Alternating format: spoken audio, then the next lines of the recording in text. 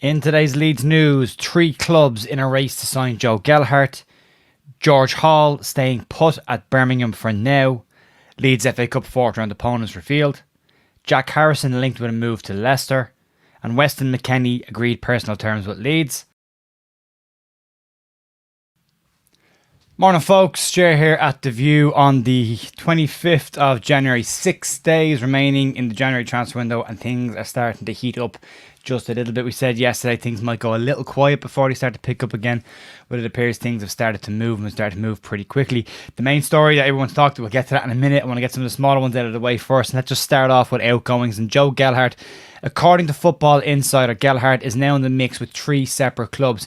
We did say earlier on this week that it looked, and by all accounts even Phil Hayshow said it, that Wigan were the primary destination for Gelhardt as he was going back to a club he knew pretty well. They are involved in a relegation battle. However, according to Football Insider, it is now Blackburn Rovers, Sunderland and Middlesbrough who are the 3 front-running clubs to get Gelhardt.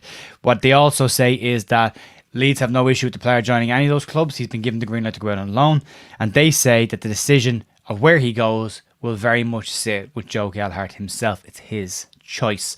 So that's going to be interesting to see what he decides to do in the end there, but all lights green and go for Joe to make it move out on loan for the rest of the season. Moving on, then let's talk about George Hall. George Hall, Birmingham City, 18-year-old midfielder linked with Leeds all summer and then all season pretty much, and it doesn't seem to go away at all. According to MOT Leeds, George Hall will not be leaving Birmingham in this window. Pinch of salt, because it's not coming from an official source and there's no source listed on this. It's just an opinion on their posts. And they say that George Hall will not be leaving Birmingham during this transfer window. Leeds have been looking at the player for a while and are interested in him.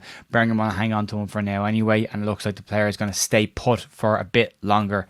Anyway, no doubt this will come up again once the January window is closed, but pre-contracts and all that kind of stuff will start being talked about again as well.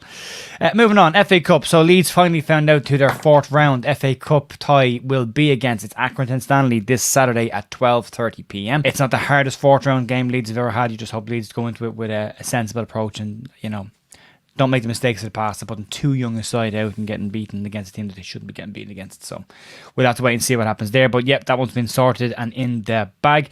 Dan James is in the news as well today, and a strange one for Dan James because Fulham apparently are on the verge of signing Cedric Soares from Arsenal. Soares, who basically will be moving to Fulham potentially on loan, causes a bit of a problem for Fulham and for Dan James. Basically, Premier League groups rules state that any Premier League club can have no more than 2 players from any other Premier League club on loan.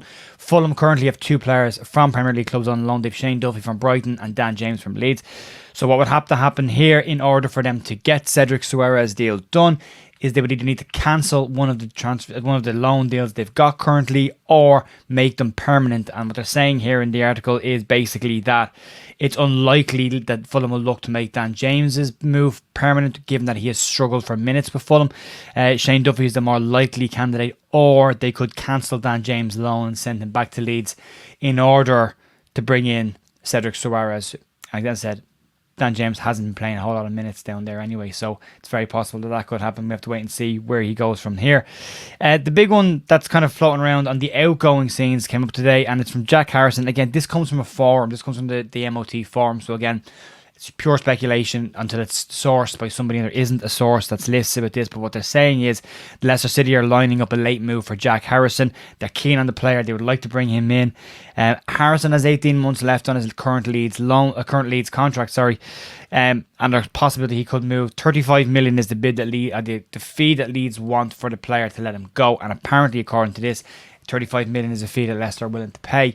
It's got to be an interesting one because I think Leeds have shown in the summer maybe clubs were offering Leeds a lot less money because, they don't need, maybe Leeds don't have a lot of money. You don't have to offer huge amounts to get them to take it. They need the money. I think look at the money that Leeds are throwing in this January transfer window has maybe made other clubs think twice about testing that theory and seeing if it's a case that Leeds do or don't have money. Leeds spending plenty of money.